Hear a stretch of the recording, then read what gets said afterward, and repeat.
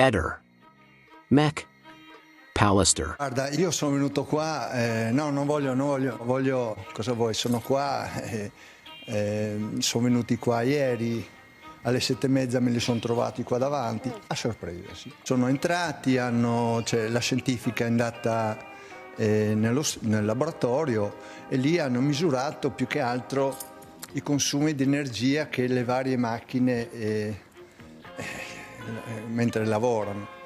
Tutto qua, dopo tutte le altre cose lasciamole così, lasciamo perdere. Adesso bisogna un po' riflettere su quello che è successo ieri.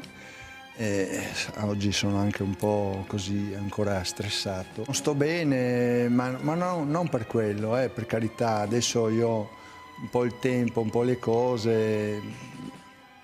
Devo riprendermi un attimino e niente, sono venuto qua solo per salutarvi. Io e te ne abbiamo fatti di trasmissioni. Bevi l'acqua dalla Sardegna fa sapere che tu con tutta questa pressione rischi le coronarie. Le coronarie no, perché comunque una delle cose che mi funzionano bene è il cuore. Ma come, non avevi detto che stavi quasi per morire per colpa del cuore? Più che altro faccio fatica a camminare, ho avuto un cedimento fisico veramente importante. E in tutto questo periodo, con tutte le cose che sono successe. Sono sereno, tranquillo, anche perché Alice e Paolo Bevilacqua ogni giorno mi chiamano, ci sentiamo. Anche stamattina sono andato a Gorizia a salutare perché sono in vacanza in Sardegna, e per quello anche ieri non ho voluto disturbarli quando sono arrivati qua. Ho chiamato solo Alice che poi è venuta qua e comunque si è messa a disposizione degli inquirenti. Quello che resta della macchina e della moto di Liliana è qua.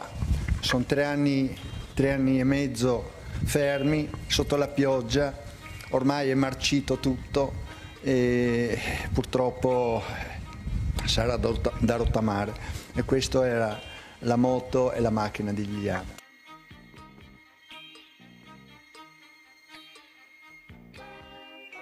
Mi manca tantissimo, veramente. Ogni giorno penso a tutte le cose, i viaggi, le cose che abbiamo fatto, e queste cose che stanno uscendo lasciamole stare lì. Quando sarà il momento ne parleremo, dai. Secondo me la verità, in base a questa perquisizione, corrisponde al 0, qualcosa 1% della probabilità, perché doveva essere fatta 3 anni e mezzo fa e non oggi.